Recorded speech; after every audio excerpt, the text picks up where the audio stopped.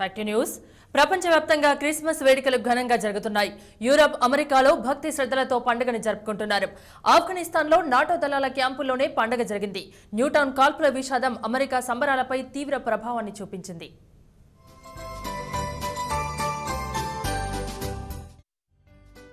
ప్రపంచమంతటా క్రిస్మస్ పండుగ. బాలయేసు పుట్టినదినాన్ని ఘనంగా సెలబ్రేట్ చేసుకుంటున్నారు క్రైస్తవులు. ఎక్కడ చూసినా పండుగ వాతావరణమే కనిపిస్తోంది. ఆస్ట్రేలియా, అమెరికా, మెక్సికో, యూరప్ అంతా క్రిస్మస్ శోభతో కలకలాడుతోంది.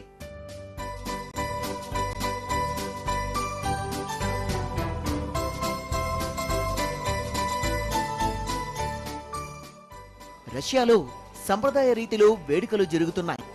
మాస్కోలో వేలాది మంది ప్రత్యేక ప్రార్థనలు చేశారు. యేసుక్రీస్తు జననాన్ని వివరిస్తూ నెటివిటీ సీన్ను చర్చిలో ప్రదర్శించారు. నిజానికి రష్యా, తూర్పు యూరప్లో క్రిస్మస్ వేడుకలు ఆలస్యంగా ప్రారంభమవుతాయి. ఈసారి మాత్రం క్యాథలిక్స్ అందరితో పాటే పండుగను జరుపుకుంటున్నారు.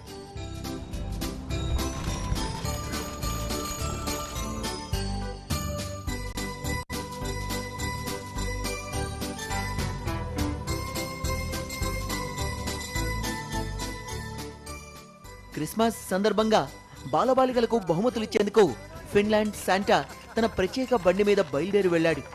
ప్రపంచవ్యాప్తంగా ఎంతమంది శాంటా క్లాజులున్నా ఫిన్లాండ్ శాంటాకు ప్రత్యేకత ఉంది. ఉత్తర ధ్రువానికి సమీపంలో ఉన్న ఓ రహస్య ప్రదేశంలో ఈ శాంటా వర్క్షాప్ నడుపుతూ సొంతంగా చక్కని బహుమతుల్ని తయారు చేస్తాడు. వాటిని రాత్రికి రాత్రే తాను ముందే ఎంపిక చేసిన పిల్లలకు పంపేస్తాడు. వాటితో పాటు పిల్లల్ని అభినందిస్తూ లేఖలు కూడా రాస్తాడు. ఇలా క్రిస్మస్ రోజున తమకు బహుమతులు పంపమని దాదాపు 200 దేశాల నుంచి పిల్లలు ఈ శాంటాకు లేఖలు రాస్తారు. ఇలా లేఖలు రాసే పిల్లలు తాము చేసిన మంచి పనుల్ని కూడా చెప్పాలి. వాటి ఆధారంగా శాంటా బహుమతులు పంపుతాడు. అసలు శాంటా తమ దేశానికి చెందినవాడేనని చెప్తుంటారు ఫిన్లాండ్ వాసులు. మెక్సికోలోని గుడాలాజారా జూలో ప్రత్యేక రీతిలో వేడుకలు జరిగాయి. భారీ అక్వేరియంలో శాంటా క్లాస్ సందడి చేశాడు. చేపల మధ్య ఈదులాడుతూ పిల్లలకు పసందైన గిఫ్ట్లు ఇచ్చాడు.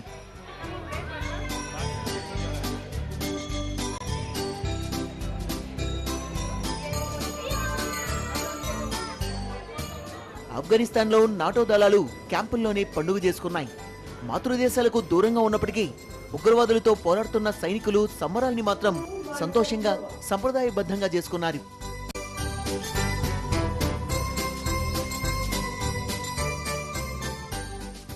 అమెరికాలో మాత్రం క్రిస్మస్ వేడుకలపై న్యూటౌన్ కాల్పుల విషాదం స్పష్టంగా కనిపించింది.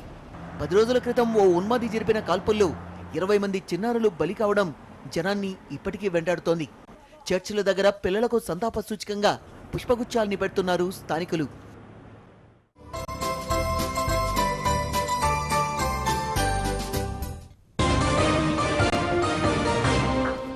మువ్వల సవ్వడి, మృదంగ ధ్వనులతో అంతర్జాతీయ సిలికానాంధ్ర కార్యక్రమం రెండో రోజు అద్భుతంగా జరిగింది.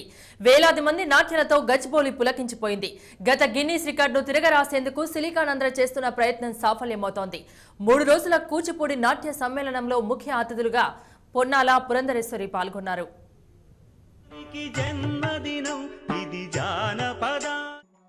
సిలికానాంధ్ర 3వ అంతర్జాతీయ కార్యక్రమం రెండో రోజు అద్భుతంగా జరిగింది.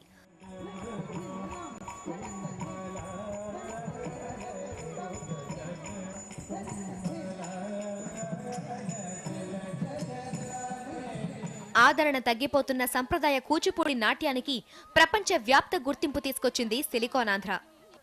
అంతర్జాతీయ కూచిపూడి సమ్మేళనం పేరుతో ఇప్పటికీ 2 సార్లు భారీ స్థాయిలో నాట్య ప్రదర్శనలు ఏర్పాటు చేసింది. సిలికానాంధ్ర ఏర్పాటు చేసే నాట్య సమ్మేళనానికి దేశ విదేశాల నుంచి ఎన్నో ప్రశంసలు దక్కాయి.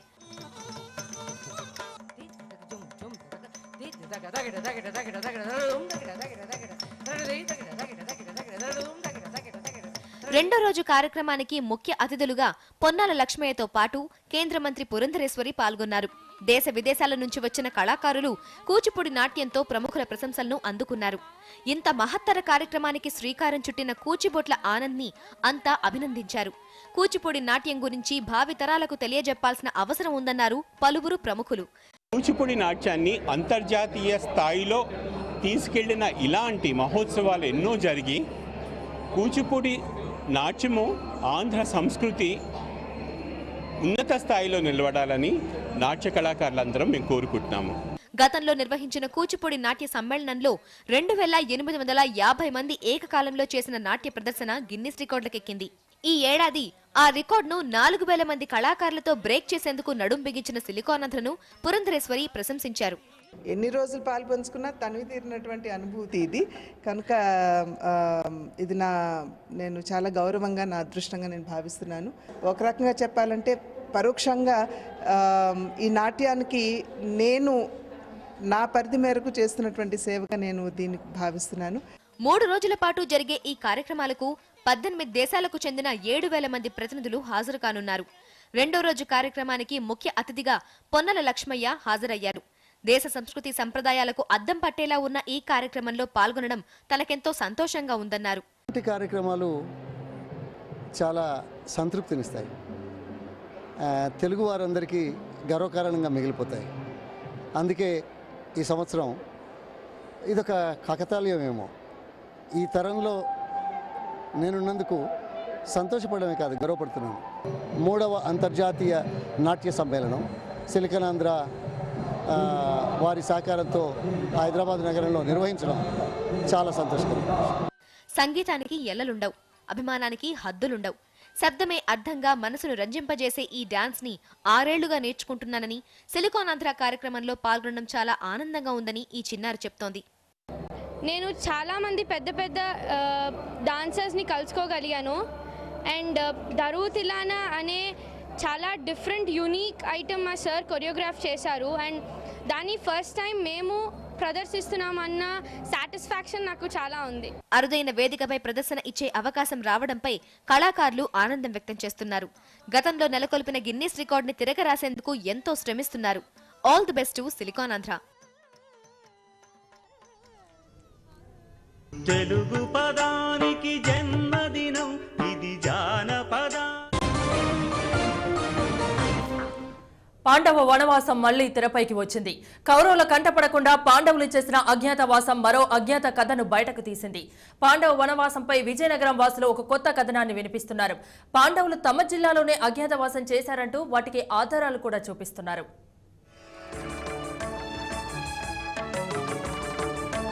పాండవ వనవాసంపై మరో కొత్త కథ. విజయనగరం జిల్లాలో పాండవుల అజ్ఞాతవాసం. పలు ప్రాంతాల్లో నడయాడిన పాండవులు.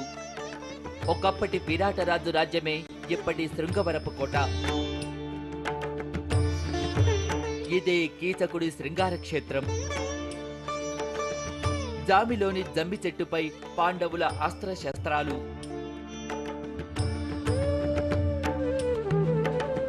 మహాభారతంలో జూదమాడి ఓడి రాజ్యాన్ని కోల్పోయి 13 ఏళ్లు వనవాసం చేశారు. దీనిలో భాగంగా 1 ఏడాది పాటు అజ్ఞాతవాసం సాగించారు. ఈ సమయంలోనే పాండవులు మారువేషంలో పలు ప్రాంతాల్లో సంచరించారు. ఈ అజ్ఞాత సంచారంపైనే దేశవ్యాప్తంగా పలు వాదనలు వినిపిస్తున్నాయి. కొందరు హస్తినలో తిరిగారని, మరికొందరు ఉత్తర భారతంలో సంచరించారని, ఇంకొందరు తమ ప్రాంతాల్లోనే అజ్ఞాతవాసం చేశారని వాదిస్తున్నారు. ఇలా ఒక్కొక్కరు ఒక్కో వాదనలు బలంగా వినిపిస్తుంటే విజయనగర వాసులు పాండవులు తమ జిల్లాలోనే అజ్ఞాతవాసం చేశారని మరో కొత్త కథను తెరపైకి తెచ్చారు. ఇవి బుద్ధిమాటలు కాదట. పాండవులు సంచరించిన ప్రదేశాలతో పాటు చారిత్రక ఆధారాలు కూడా చూపిస్తున్నారు.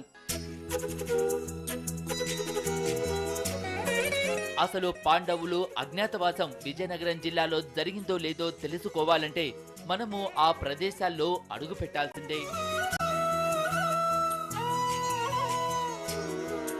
మీరు చూస్తున్న ఈ ప్రదేశం విజయనగరం జిల్లా శృంగవరపుకోట గ్రామంకు అతి సమీపంలో ఉన్న తూర్పు కనుమల్లోని విరాట్.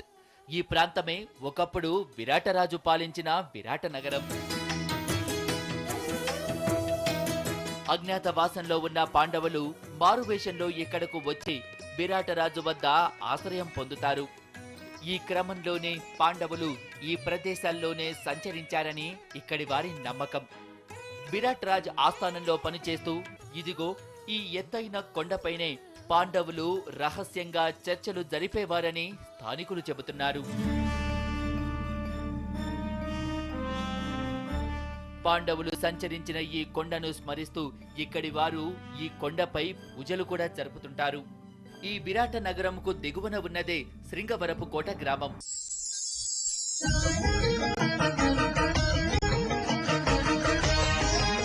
ఇదే కీచకుని రాజ్యం.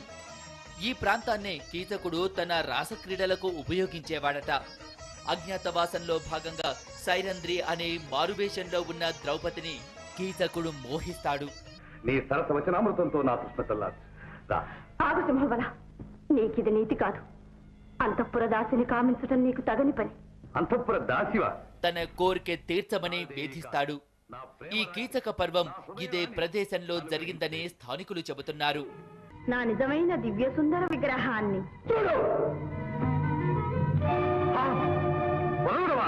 కాదు, నీ పాలిట మృత్యువులు నేటితో నీ పాపాలు పండినాయి. నువ్వెవరో నాకిప్పుడు అర్థమైంది. నువ్వు భీమసేనుడవు. కీచకుడు ద్రౌపదిని శృంగారం కోసం అనుభవిద్దాం అనేటువంటి ఉద్దేశంతో ఉండేటప్పుడు అక్కడ కీచకుడిని భీముడు ఆ విరాట పర్వంలో ఒక రాత్రి ఏ విధంగా అయితే చంపాడో ఆ విధంగా చంపడం వల్ల అక్కడ శృంగారం కోసం అతను చేయడం వల్ల పాండవుల వల్ల ఆ ఊరికి శృంగవరపు కోట అని వచ్చింది.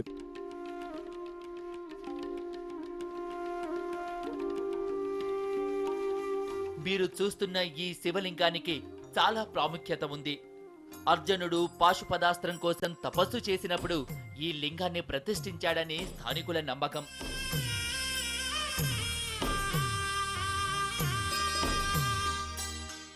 ఈ శివలింగమే పుంజగిరి క్షేత్రంగా విరాజిల్లుతోంది. కీచకుని రాజ్యం శృంగవరపు కోటకు విరాటరాజు నగరానికి మధ్యలో కొలువైన ఈ ఆలయంకు భక్తులు అధిక సంఖ్యలో వచ్చి పూజలు చేస్తారు.